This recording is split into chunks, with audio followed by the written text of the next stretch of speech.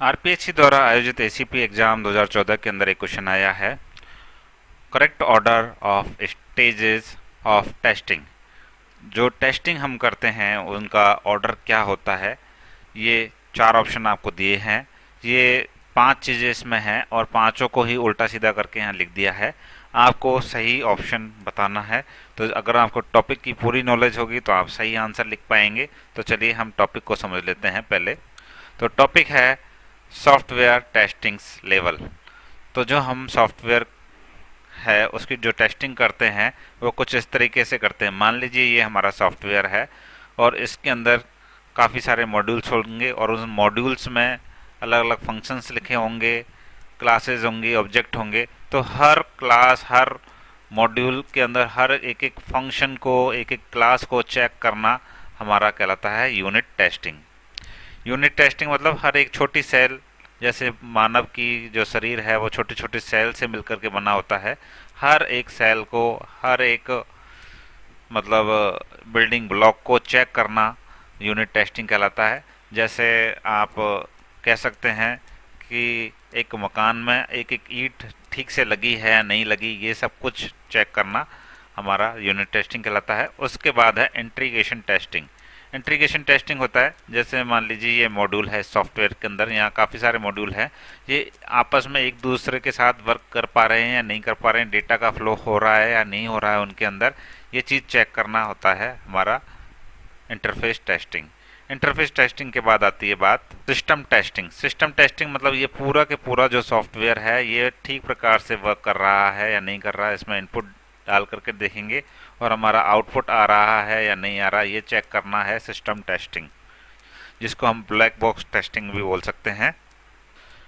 Black box testing या system testing के बाद बात आती है रिग्रेशन टेस्टिंग की, जिसके अंदर ये चेक किया जाता है कि अगर हम कुछ थोड़ा बहुत भी चेंज करते हैं अकॉर्डिंग टू रिक्वायरमेंट, तो क्या पूरा के पूरा सिस्टम कहीं क्रैश तो नहीं हो रहा, कहीं कुछ बिगड़ तो नहीं रहा।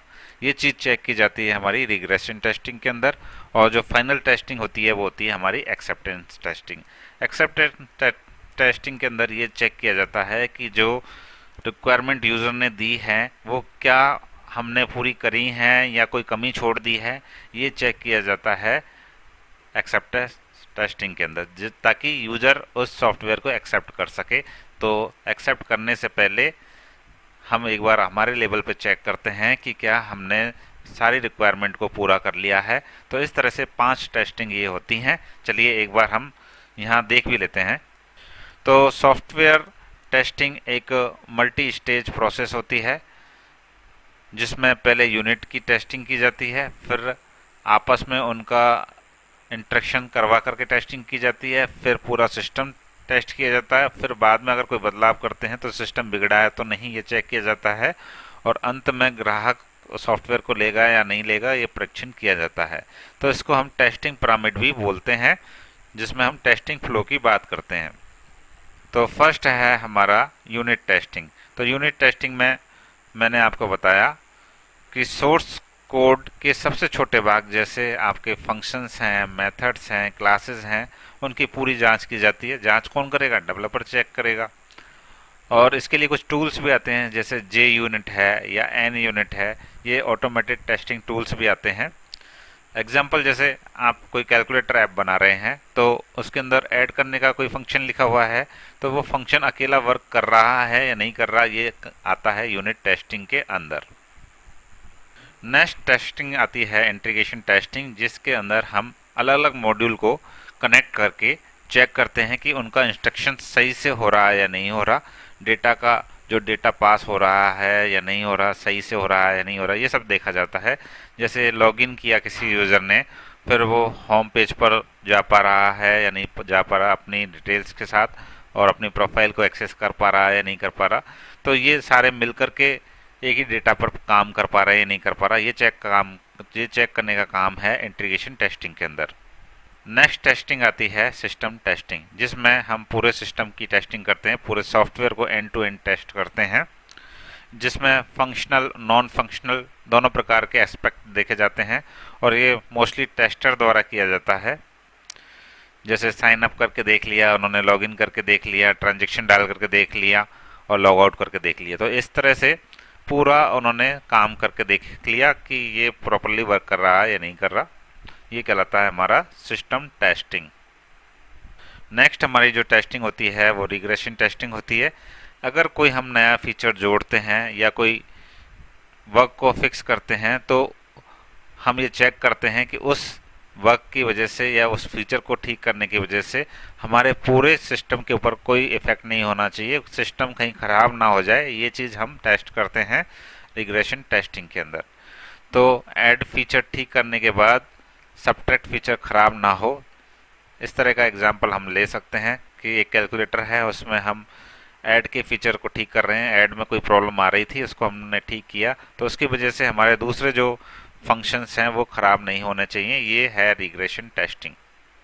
नेक्स्ट टेस्टिंग है एक्सेप्टेंस टेस्टिंग, जिसमें यूज़र एंड क्लाइंट को दिया जाने वाला अंतिम परीक्षण इसमें किया जाता है। तो हम ये चेक करते हैं कि जो रिक्वायरमेंट हमको दी गई थी वो सिस्टम बिजनेस रिक्वायरमेंट को सॉफ्टवेयर पूरा करता है या नहीं करता, जिसको हम यूएटी भी बोलते हैं। यूज़र एक्सेप्टेंस टेस्टिंग, यूएटी इसको कहा जाता है। क्लाइंट खुद आकर कहे हाँ अब ये सॉफ्टवेयर हमारी ज़रूरतें पूरी करता है, इस तरह का हमें सॉफ्टवेयर बनाना होता है, और ये हम एक्सेप्टेंस टेस्टिंग के अंदर पूरा सॉफ्टवेयर को चेक करते हैं।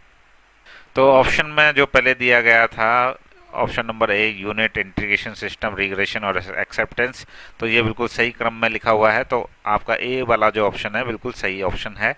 जो बी वाले ऑप्शन में पहले सिस्टम टेस्टिंग लिख दिया, तो सिस्टम टेस्टिंग जो है वो थर्ड लेवल का है, तो पहले तो यूनिट आना चाहिए फिर इंटीग्रेशन आना चाहिए, तो ये क्वेश्चन का आंसर हो ही नहीं सकता। थर्ड वाला जो ऑप्शन था उसमें यूनिट तो ठीक लिखा लेकिन सिस्टम पहले लिख दिया, जबकि यहाँ इंटीग्रेशन टेस्टिंग आना चाहिए, इसलिए सी वाला भी गलत है। और डी वाले में पहले सिस्टम लिख दिया, तो ये अपना जो क्रम है ये गलत हो चुका है। तो ऑप्शन ए क्यों सही है ये आपको समझ में आया। अब एक बार समरी और देख लेते हैं ताकि हम रिवाइज कर सकें और आसानी से याद कर सकें। यूनिट मतलब हर छोटे छोटे सेल को हम टेस्ट करते हैं, हर एक छोटे छोटे फंक्शन को टेस्ट करते हैं, इसे यूनिट टेस्टिंग कहा जाता है। हर इंडिविजुअल यूनिट सही है या नहीं ये इसमें चेक किया जाता है। इंटीग्रेशन मतलब मॉड्यूल्स को आपस में कनेक्ट करके चेक करवाया जाता है कि ये आपस में कम्युनिकेट कर भी रहे हैं या नहीं कर रहे। सिस्टम टेस्टिंग मतलब पूरा सिस्टम ठीक से बिहेव कर रहा है या नहीं कर रहा। रिग्रेशन टेस्टिंग मतलब नए कुछ बदलाव कर रहे हैं तो उसकी वजह से पुराने फीचर तो ख़राब नहीं हो रहे, ये चेक करना होता है रिग्रेशन टेस्टिंग के अंदर। और एक्सेप्टेंस टेस्टिंग का मतलब होता है क्लाइंट सिस्टम से संतुष्ट होगा या नहीं होगा। हमने क्लाइंट की सारी चीज़ें रिक्वायरमेंट पूरी कर दी हैं तो क्लाइंट संतुष्ट हो जाएगा, ये चेक किया जाता है एक्सेप्टेंस टेस्टिंग के अंदर।